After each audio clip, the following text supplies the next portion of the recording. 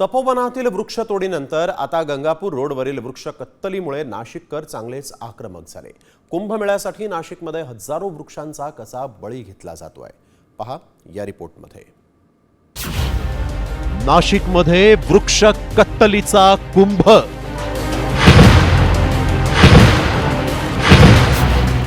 कुंभमेळ्यासाठी हजारो वृक्षांचा बळी।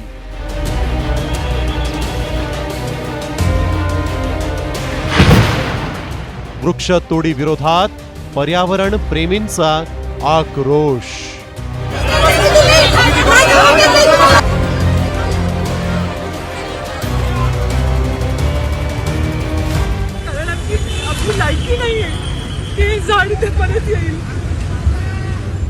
नाशिककरांच्या डोळ्यात दाटलेला हा अश्रूंचा पूर आहे। गंगापूर रोडवरील 300 ते 500 वर्ष जुन्या झाडांसाठीचा। दक्षिण काशी, गोदावरीचा उगम आणि निसर्गाचा वरदहस्त असणाऱ्या गंगापूर रोडवर ज्या झाडांनी अनेक वर्ष वाटसरूंना सावली दिली, त्याच झाडांवर व्यवस्थेच्या एका निर्णयानंतर रातोरात कुऱ्हाड चालवण्यात आली। नाशिकमध्ये गंगापूर रोड परिसरातील झाडं तोडण्यावरून पर्यावरण प्रेमी आणि स्थानिक नागरिक आमने सामने आलेले आहेत।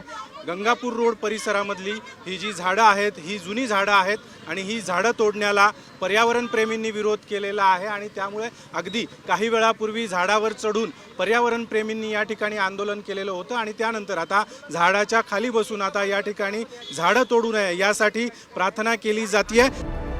खरं तर गंगापूर रोडवरील या झाडांची कत्तल होऊ नये म्हणून पर्यावरण प्रेमी आक्रमक झाले होते। कुणी झाडाला बिलगलं तर कुणी झाडावर चढून बसलं। वृक्ष तोडताना आपल्या मुलांचा विचार करा असे फलकही अनेकांनी हातात घेऊन झळकावले। मात्र प्रशासनाच्या रेट्यामुळे अखेर या झाडांवर कुऱ्हाड चालवलीच गेली आणि तपोवनानंतर नाशिकमध्ये पुन्हा एकदा वृक्ष कत्तलीचा कुंभ रंगला।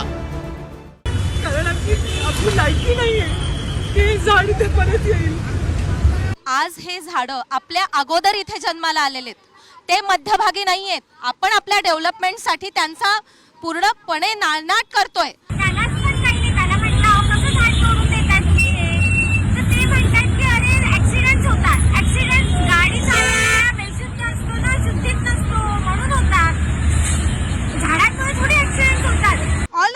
तुम्ही येतात की ह्या झाडांमुळे ऍक्सिडेंट्स होत आहे। मला प्रिकॉशन दाखवा ना सर, रेडियम कोणत्या अख्ख्या झाडाला तुमचे चमकताय, सगळी धूळ बसलेली आहे। एनएमसीनी कोणती कारवाई नीट या ठिकाणी केली की याच्यामुळे ऍक्सिडेंट झाला नाही पाहिजे। नाशिकमध्ये आगामी सिंहस्थ कुंभमेळ्याची तयारी सध्या जोरदार सुरू आहे। रस्ते रुंद होत आहेत आणि पुलं बांधले जात आहेत, पण हे करताना नाशिकची ग्रीन सिटी पूर्णपणे उद्ध्वस्त केली जाते का?